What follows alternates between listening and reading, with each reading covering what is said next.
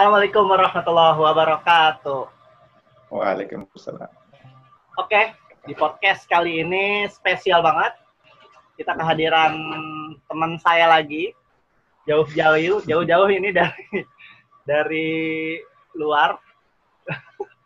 Nah, Luar angkasa. teman saya ini, dia mahasiswa S1, dulunya jurusan silvikultur, Fakultas Kehutanan IPB. Nah, beliau ini semasa kuliahnya, dulu waktu S1, dia pernah menorehkan banyak prestasi. Wah, luar biasa ya. Sering juara-juara lomba, esai maupun karya tulis di mana-mana. Sudah jalan-jalan ke seluruh Indonesia apa enggak ya? Nanti kita tanyain sekalian. Nah, beliau juga ternyata adalah duta IPB. Masya Allah. Beliau juga mahasiswa berprestasi Fakultas Kehutanan IPB. Nah, berita terbarunya beliau ini sekarang lagi lanjut kuliah di Polandia dengan beasiswa. Oke, lanjut saja kita panggil ini teman saya Bagas Aji Prabowo.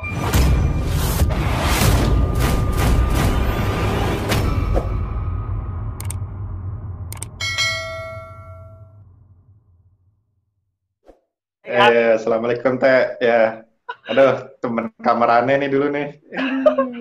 Gimana kabarnya Teh, Gas? Alhamdulillah baik. Jadi di PB itu kita wajib asrama ya guys ya.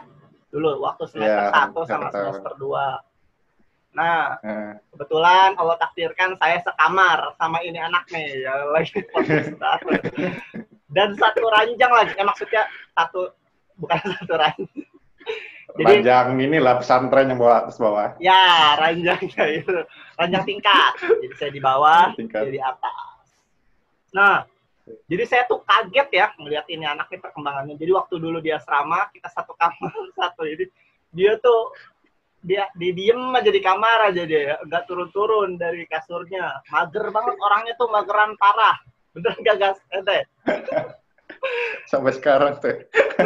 Dulu tuh, waduh luar biasa nih. Bagas ini dulu tuh mager banget, sampai pengen makan aja nih.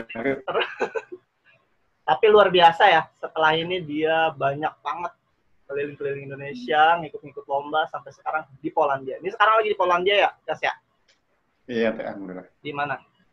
Kota apa? Di Katowice. Jadi sekarang lagi belajar persiapan bahasa dulu. Dari pihak beasiswanya ada kursus bahasa 1 tahun disediain sebelum kuliah nanti S2.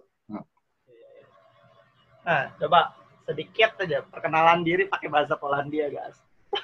Aduh, jangan dong. Sedikit aja. Oke. Sip. Dzień dobry, cześć. Mam na imię Bagas. Nazywam się Bagas Aji Prabowo. Jestem z Indonesia. Mam 20 lat. Dziękuję bardzo. Oke. Kita mulai kilas balik dulu ya, Gas ya. Nah, jadi ini penasaran nih. Dulu awalnya kenapa bisa milih IPB, Gas? Terus kenapa milih jurusan silvikultur juga? Itu gimana ceritanya tuh? Dulu awal banget. Dulu bukan tipe yang idealis sebenarnya. Awalnya memang kepengen ke UGM. Tapi UGM tuh kayak udah banyak banget. Terus awalnya sebenarnya orang tua nggak ngizinin buat kuliah di luar, disuruh kuliah di Unsur aja. Oh iya. Kan saya dari Banyumas. Dari Banyumas, suruh kuliah di Unsur aja. Tapi sempat nego-nego, hampir nggak masuk tuh. Nah, kebetulan kan bapak saya kan kerja di Jakarta. Nah, terus ada kakak kelas juga ngajakin, kakak kelas namanya Mbak Amel, dulu teman satu organisasi ngajakin ke IPB aja. Terus nego lah akhirnya ke IPB. Terus awalnya nggak langsung silvikultur tuh. Jadi gue 2 kali gagal di SNMPTN sama SBMPTN gagal dulu. Awalnya dulu tuh SNMPTN milik mana aja tuh? Dulu ESL, Ekonomi Sumber Daya Lingkungan, sama silvikulturnya. IPB juga, bukan UGM? Iya, IPB juga. ESL, silvikultur. Terus SBMPTN juga ESL, silvikultur. Nah, terus pas udah mulai UTM kayaknya nggak bener nih pilihan gue nih. Terus gue balik jadinya silvikultur, ESL, keterima alhamdulillah. Oh, itu di jalur ini ya? Apa UTM berarti ya? UTM. Ya tadi katanya pengen ke UGM, kenapa nggak milih UGM di SNMPTN sama SBM-nya? Waktu itu tuh kan zaman-zaman SMA tuh kayak di BK itu udah ada tulisannya tuh ini mau masuk ini masuk ini. Nah, di UGM tuh udah hampir ada 70 orang lah yang daftar. Mas. Pas tahunan itu lagi kayak generasi emasnya gitu, Teh. Jadi satu tahun yang keterima SNMPTN dari 300 keterima 150. Yang keterima di UGM sekitar 50 sampai 60 orang SNMPTN tuh. Kayak pindah kelas aja ya. Iya. Oh dulu ente SMA-nya ini ya? Di mana? SMA apa? SMA 2 Purwokerto. 2 Purwokerto. Ketua MPM ya apa MPK? MPK. Oh, MPK kalau di kampus MPM namanya. Oh iya ya, ketua MPK. Wah, dari SMA aja udah dulu, ini ya. Justru gue tuh dulu bandel banget Teh SMA Teh. Jadi kalau gue di presentasi biasanya sering ngejelasinnya di SMA tuh kayak bandel banget. Jadi selain jadi ketua MPK, jadi gue tuh ngerasa kurang bisa bagi waktu. Waktu itu jadi ketua MPK, terus ikut ekskul 2 kalau nggak salah, broadcasting sama Merpati Putih juga. Broadcastingnya waktu itu udah bikin film, jadi produser film kampus ulang tahun, terus Merpati Putihnya juga rutin ikut tiap minggu. Habis itu gue ngeband juga, ngeband, terus pacaran juga. Terus iya, tahu, kayak tahu. Tiap hari tuh berangkat pagi pulang jam 5, padahal yang lain mah setengah 2 udah pulang. Gue udah kayak tiap hari pulang sore aja kayak ada kerjaan, entah itu pacaran lah, ekskul lah, organisasi lah, apalah. Terus kalau di MPK kan sering kayak ngawasin acara tuh. Kalau misalnya ada acara persami yang nginep, gue ikut nginep. Itu udah kayak capek buat rasanya. Nggak capek sih, seneng waktu itu, cuman kayak nggak efisien waktunya. Terus jadi udahlah kuliahnya jeblok dari dulunya pas semester 1. Semester 1 kan belum sibuk tuh. Dulu tuh kalau ulangan harian matematika nggak pernah di bawah 90. Pas udah zaman sibuk nggak remedi. Terus ya udah sampai ke ujian juga nggak ada yang 8 tuh waktu dulu UN gua 7, 6. Udah aja. Ya udahlah kayak jeblok banget rasanya. Ya udah lanjut lagi ke SNMPTN, SBMPTN. Terus waktu itu gue daftar STIS juga, nggak ada yang lolos sampai akhirnya alhamdulillah akhirnya di UTM. Akhirnya di UTM masuk. Emang udah takdirnya ya. Terus ya selain pas gue udah di IPB tuh langsung gue nggak bisa nih kalau kayak di SMA lagi, gue harus jangan jadi orang yang biasa-biasa lagi. Walaupun gambaran gue gitu dulu ya, mager-mageran gue masih udah kayak punya tekad, ya udah di IPB ntar gue ikut organisasi yang produktif lah, ikut Forces gue dulu. Mantap deh. Terus waktu semester 3, 4 kayak mulai agama gue kurang nih, terus gue pindah ke pesantren, ke Alinayah. Jadi kayak nggak pengen jadi biasa-biasa aja lah selama di kuliah, langsung memutar kendali. Terus kenapa tadi belum kejawab ya? Kenapa silvicultur jurusannya? Tadi kan ESL ya? ESL, kenapa ESL? Kenapa silvicultur? Kenapa tuh? Kalau SL waktu itu karena waktu itu kayak ngerasa nggak cocok di IPA-nya pas. Jadi kan di IPB kan walaupun IPA bisa ngambil ekonomi kan. Bisa. Nah, terus tapi kan harus ya udah kayaknya seru nih terus kayaknya seru nih ekonomi yang dibalut lingkungan, kan emang gue suka lingkungan kebetulan, makanya ngambilnya ESL sama silvicultur juga kan kehutanan. Terus sekarang juga insya Allah ngambilnya environment protection di sini. Emang dari dulunya emang suka lingkungan. Terus kalau silvicultur dulu zaman kita masuk kuliah tuh kan lagi rame Pak Jokowi itu. Jadi semua orang pengen masuk kehutanan semua kan. Ya terus gue juga ngelihat kalau di silvicultur itu prospeknya nggak cuma kerja di hutan, tapi bisa kerja di pertambangan. Kan dulu kan lumayan kan ceritanya, pertambangan lagi jaya-jayanya. Iya. Kayaknya kalau kerja di tambang senang aja. Ya udah gara-gara jadi duitnya sama. banyak maksudnya pertambangan. Ya, ya gitulah. Oke, lanjut. Nah, tadi nih, ini penasaran nih, bener yang tadi kata ente, kayaknya pas sudah kuliah nih nggak bisa kayak gini terus ya, kayak SMA maksudnya ya. Nah, kira-kira ada kejadian tertentu atau apa titik baliknya nih seorang Bagas yang aneh tahu tuh, wah kalau di kamar tuh bener-bener kerjaannya nonton, main game, mabar apa Counter Strike kita dulu ya. Kan itu selingan teh, di luarnya mah rajin. Nah, tapi bener guys, aneh bener-bener ngeliat ente tuh berubah kayak drastis gitu ya. Mungkin tapi aneh nggak tahu juga sih, ente setelah keluar dari asrama tuh semester 3, semester 4, gimana nya aneh nggak tahu sih. Karena kan waktu di asrama kan aneh tahu banget ente kan, kita sekamar. Nah, tiba-tiba pas keluar, yang aneh lihat tuh, ente tuh berubah drastis gitu. Jadi kayak rapih, terjadwal gitu-gitu agenda ente kali ya. Nggak kayak SMA. Nah, itu kejadian atau titik baliknya itu kayak gimana tuh, coba kasih tahu dong. Sebenarnya tuh kejadiannya malah sebelum masuk IPB. Jadi dulu kan zaman-zaman itu udah punya laptop atau komputer ya. Jadi waktu itu 2 kali tuh gue ngecek SNMPTN sama SBMPTN bareng sama ibu tuh. Pertama SNMPTN, terus ngecek kan. Udah ngecek, wah merah, terus merah nih gimana? Waktu itu kebetulan gue SNMPTN malamnya langsung berangkat ke ini langsung berangkat seleksi STIS. Jadi paginya ini kayak lagi masih sakit hatinya, malamnya pergi ke Jakarta sendiri. Itu di bis kayak udah, di bis kayak udah, aduh udah nggak kerasa ini kayak nggak lagi duduk, lagi sakit hati.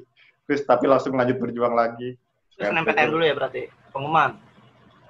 SNMPTN gagal, terus SBMPTN. Terus waktu itu STIS gagal juga, ngeceknya bareng juga tuh, tapi gue ngecek dulu soalnya dikirimnya lah PDF kalau yang STIS. Emang gagal mah, terus ya udah apa. Terus sampai di SPM, kayak ngecek lagi bareng, terus merah lagi tuh terus kayak mungkin ibu gue bercanda atau awalnya kayak shock gitu muka beliau, terus besok kayak bercanda, wah gimana nih guys, ya udahlah lu kerja aja, ya udah kamu kerja aja lah kalau nggak dapet apa-apa. Udah sakit banget. Maksudnya sakit bukan karena diomongin gitu, tapi ngelihat orang tua kecewa kan. Terus ya itu udah yang pas pengumuman SBM tuh. Ibunya bilang SBM gitu. Terus ya udahlah, terus iya main soalnya ntar di UTM sekali lagi.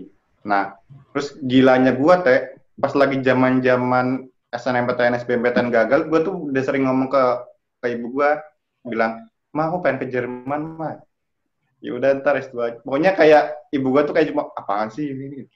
Pas lagi zaman-zaman gagal-gagalnya gua malah punya mimpi keluar negeri tuh Itu bercanda atau kayak kepikiran gitu aja? Enggak. Gimana?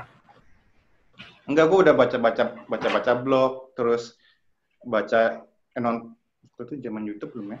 Kayaknya udah nonton YouTube, terus kayak seringnya blog sih, ngeliat orang yang di luar negeri gimana. Terus waktu itu juga ada yang silviculture, dia kuliah di Jepang, kayaknya salah satu yang bikin gue pengen ke silviculture, salah satunya juga ngeliat orang yang ke Jepang itu, alumni silviculture. Terus ya itu lagi zaman-zaman gagal, malah gue ngeliat, wah kayaknya seru kalau kuliah ke luar negeri. Ya, tapi titik balik pertanyaan ente tuh tadi yang itu, yang ngeliat ibu gue kecewa, wah nggak bisa nih kayak gini. Malu jadi anak. Terus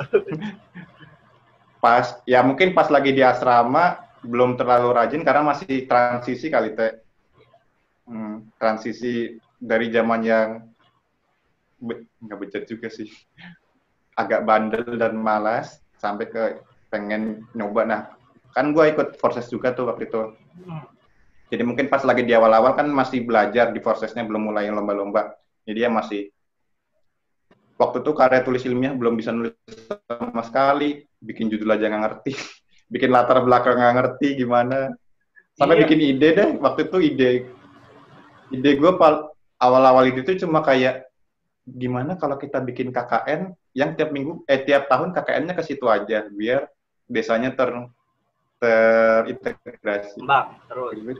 Ya kan emang KKN kan kayak gitu ya. Terus di awal pokoknya waktu itu gue pertama lomba tuh lomba tingkat TPB itu muslim TPB cuma bikin tulisan tentang bahaya minum sambil berdiri gitu doang awal-awalnya. Dan terus mulai berprogres dan mungkin pas di semester 3 pas gue keluar dari asrama udah mulai kerasa struggle-nya, udah mulai kerasa ritmenya, jadi ya udah mulai. Atau mungkin karena lebih menyibukkan diri sih, Teh. Kayaknya memang solusi buat kita-kita yang kayak gini emang harus menyibukin diri ke hal-hal yang baik. Jadi buat hal-hal yang nggak baik, nggak ada waktunya. Ini bener banget nih ya. Jadi kemarin-kemarin juga sempat ya, kita udah ini podcast. Jadi sebelumnya ini juga ada podcast juga sama si yang lain tuh. Si Regi, si Agus ya. Ternyata nih teman-teman saya yang di asrama, yang dia kelihatannya mah begitu, maksudnya kelihatannya kayak gimana ya, mungkin punya terpendam masing-masing kali ya, punya ininya terjalannya masing-masing yang belum terbuka, dan memang semester 1, semester 2 emang masih dalam masa pencarian jati diri mungkin kali ya. Nah setelah pada keluar, udah menemukan jalannya masing-masing, udah menemukan dirinya masing-masing, wah baru muncul nih semua yang terpendam. Wah, ini luar biasa nih teman-teman saya nih waktu itu. Oke, guys. Bawaan orang, tiap orang kayak gitu kali Teh di dunia masing-masing juga. Bukan karena ini. Nah, selanjutnya nih. Jadi Bagas ini sering juara lomba. Tadi yang udah dia bilangin dan yang saya udah bilang juga. Jadi Bagas ini sering juara lomba, ikut lomba ke sana ke sini, ikut lomba. Terus bisa menang ya, sering menang ternyata. Nah, coba Gas. Tadi kan yang ente bilang sendiri dari awalnya nggak bisa, jangankan nulis latar belakang dan sebagainya, nyari ide pun masih kayak gitu ya. Nah, kira-kira emang ngerasa seiring jalan itu udah passion Anda atau kayak gimana? Karena tadi Anda kan menceritakan SMA-nya tuh kayaknya nggak ada sama sekali yang berbau tulis-menulis gitu deh. Iya, benar. Gimana tuh? Coba. Perjalanannya sampai apakah emang bener dunia tulis-menulis gitu, LKTI ya? Apa karya tulis atau esai itu emang senang atau gimana? Atau baru-baru aja senangnya pas kuliah? Coba diceritain.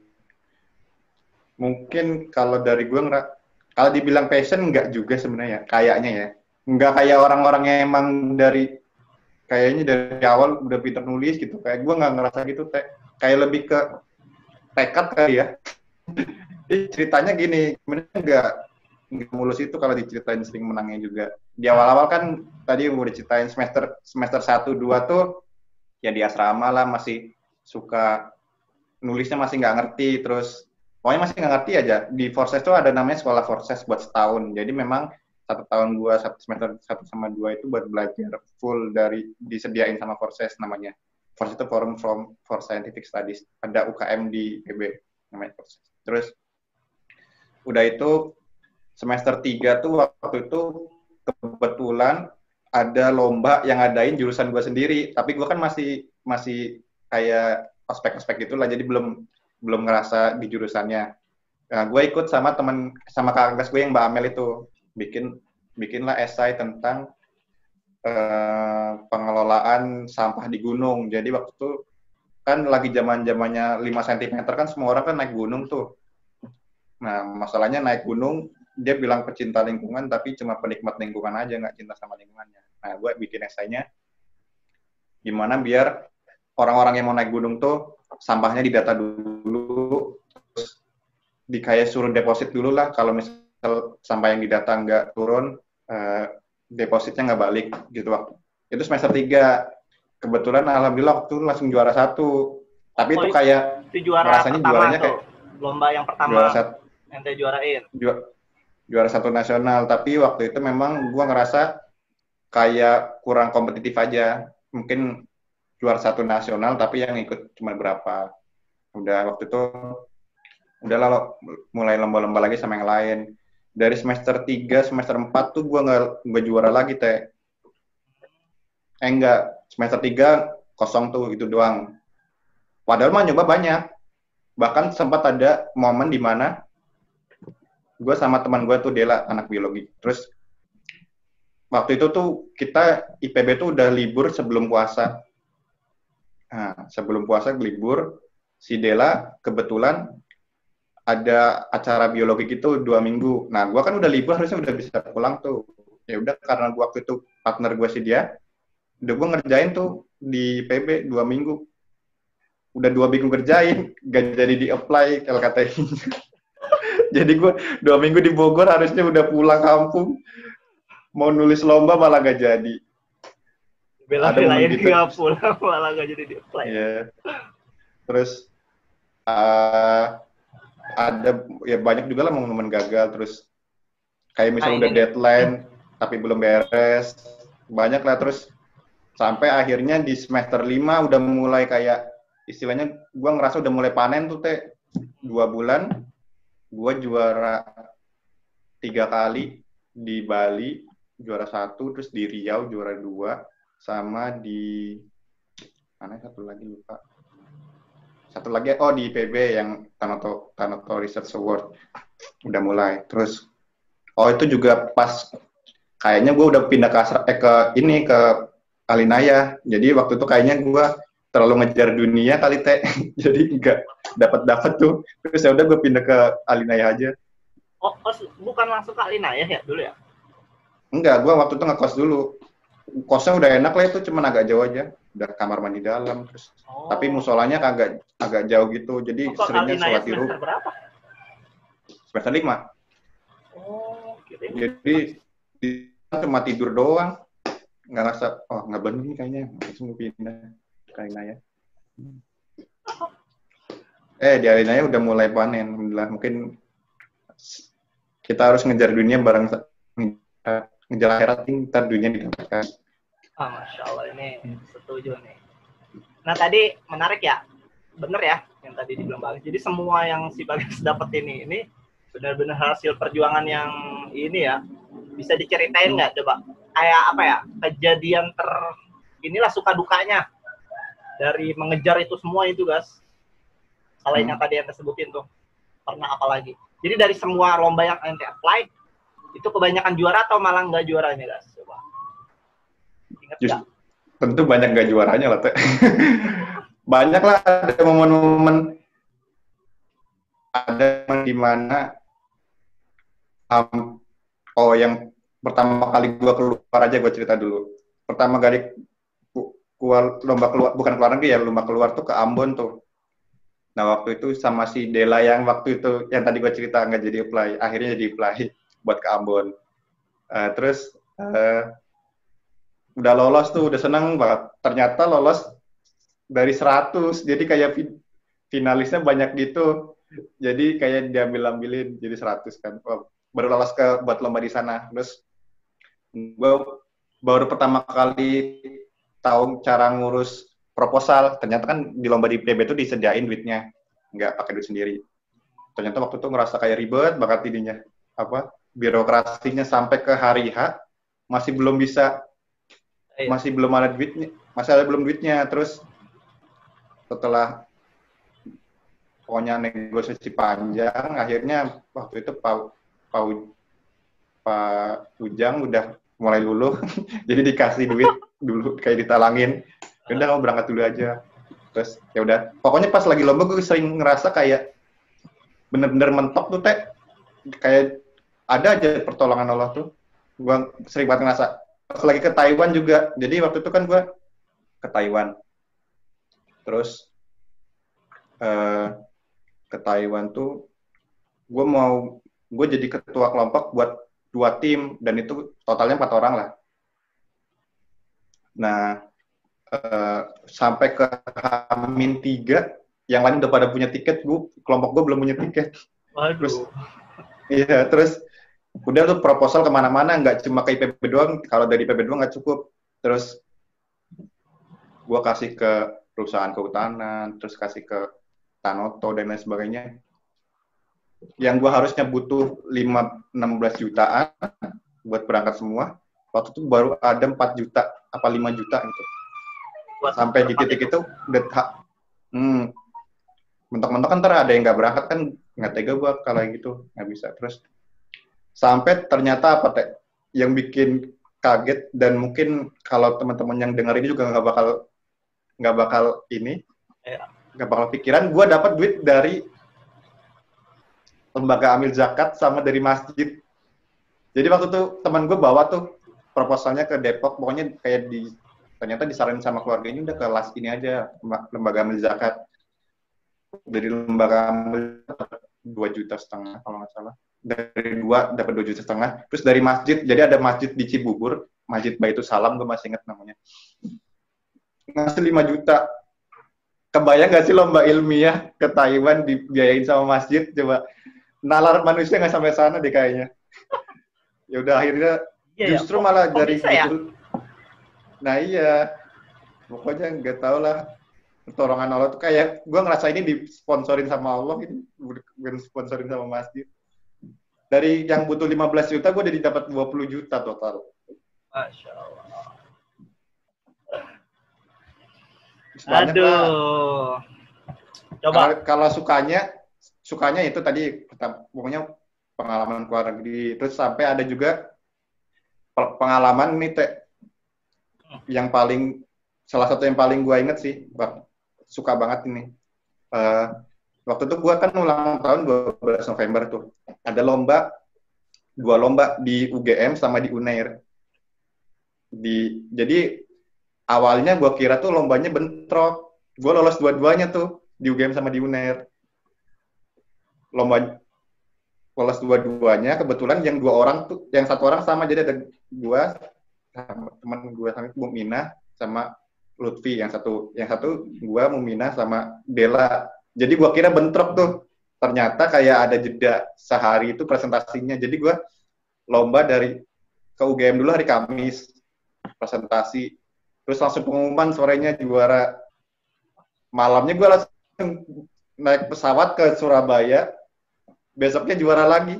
Pas gue ulang tahun, itu kayak kado banget sih. 2 kali. Seminggu dapat 2. Nggak kebayang. Buat orang kayak gue lagi. Orang kayak gini. Enak lah kalau kita berjuang pasti ada manisnya, insya Allah. Coba kalau ada orang di luar sana yang pengen nyoba tuh ke dalam dunia perlombaan kayak gitu, ke esai, LKTI, ada pesan-pesan nggak dari ente buat mereka? Pesannya ya jangan nyerah intinya. Terus belajar dari yang sudah bisa, yang lebih expert lah. Kayak tutoring gitulah pasti banyak. Terus ya itu intinya cari ritmenya, terus cari tim yang suportif, yang bisa support kalian, terus karena mungkin banyak gagalnya daripada berhasilnya. Jangan cepat-cepat bilang ini bukan jalan gue. Coba. Kalau gue dari awal bilang ini bukan jalan gue, itu 2 tahun gue nggak menang-menang, nggak bakal sampai sekarang mungkin. Gitu. Jangan lupa sama Allah. Itu juga. Jangan cuma ngejar duit, tadi udah disampaikan, jadi gue nggak sampai lagi. Oh iya, benar. Selalu libatin Allah lah, jangan cuma pas lagi kepepet baru minta sama Allah. Dari awal langsung dilibatin. Oke, jadi di balik semua kesuksesan yang udah didapatin banyak perjuangan di balik itu semua. Ya guys ya. Iya, tentu. Nah, selanjutnya, jadi total ingat nggak udah berapa lomba yang diikutin, berapa yang juara? Lupa ya, saking banyaknya ya. Lupa. Oke, jadi selanjutnya si Bagas ini adalah duta IPB sama Mapres Pahutan IPB. Kok kepikiran guys buat jadi duta sama daftar Mapres? Kenapa tuh? Atau ada cerita yang seru di balik itu semua? Oh, kalau yang Mapres tuh sebenarnya awalnya disuruh daftar kayak di awalnya itu di semester 3 semester 3 baru yang pertama kali juara yang itu, yang tadi yang awal, terus kayak langsung disaranin sama dosen gitu, dan bagus daftar Mapres aja. Nah, pas lagi daftar Mapres, pas lagi masih di seleksi silvikultur, masih seleksi departemen tuh kayak ngerasa belum pantas gitu. apalagi pas lagi diwawancarin bahasa Inggris gue masih kayak belepotan terus nggak bisa jawab. Malu banget lah pokoknya. Pokoknya yang daftar Mapres yang tahun setiap tahun itu. Jadi yang tahun selanjutnya lebih ke bukan ambisi jadi Mapres tapi melawan rasa yang malu dulu tuh kayak gak pantas gitu. Jadi ya udah mulai lomba masuk daftar lagi buat yang tahun depan. Nggak daftar juga sih, kayak disarankan untuk daftar, jadi daftar. Terus alhamdulillah yang itu lolos silvikultur, terus alhamdulillah juga di fakultasnya juga jadi Mapres. Pas di IPB baru mulai kerasa di atas langit masih ada langit. Udah langsung kayak, udah keren banget, gue udah gak ada apa-apanya pas udah di IPB. Tapi memang butuh sih kita kalau kayak bukan persaingan ya, buat ngelihat orang-orang yang kompetitif gitu, jadi kita nggak puas dengan diri kita sekarang. Oh itu kalau itu tergantung kan sering tuh orang kayak nggak maksudnya puas dalam arti nggak mau improve lagi, kayak udah paling jago nih, padahal baru paling jago di kampung, ntar di kecamatan ada yang lebih jago lagi gitu. Benar-benar. Jadi di atas langit masih ada langit ya. Iya. Di bawah tanah masih ada tanah lagi, guys, berarti juga ya. Iya. Nah, kalau duta, gimana ceritanya bisa jadi duta? Sampai foto ente dipajang, wede. Kalau duta waktu itu, memang waktu itu belum ada seleksi kayak yang sekarang. Dari zaman gua tuh kayak, karena udah dikenal sama dosen, ditawarin lah, guys mau nggak jadi duta? Oh ya Bu, sebuah kehormatan untuk saya. Insya Allah akan amanah. Udah, terima. Gitu aja ceritanya. Singkat bener ya, simple bener. Tapi banyak ceritanya malah pas lagi jadi dutanya. Jadi ya tadi ketemu, kan dutanya tiap fakultas 2. Jadi ya ketemu duta-duta dari fakultas lain udah mulai, wah, radio gue ternyata masih belum apa-apa lagi, masih improve lagi. Terus jadi banyak belajar sih pas lagi jadi duta tuh, terutama tentang public speaking. Oke, itu dia tadi perjalanan Bagas. Itu baru part 1 ya guys ya. Nah, ini part 2-nya nih, bakalan lebih seru lagi. Akan menceritakan tentang gimana bisa seorang Bagas lanjut kuliah S2 ya? Di Polandia dengan beasiswa. Terima kasih sudah menonton. Semoga videonya bermanfaat. Jika dirasa video ini dapat membantumu, boleh banget kamu share ke semua sosial mediamu. Siapa tahu dapat membantu orang lain juga. Jangan lupa like, comment, and subscribe. Dadah!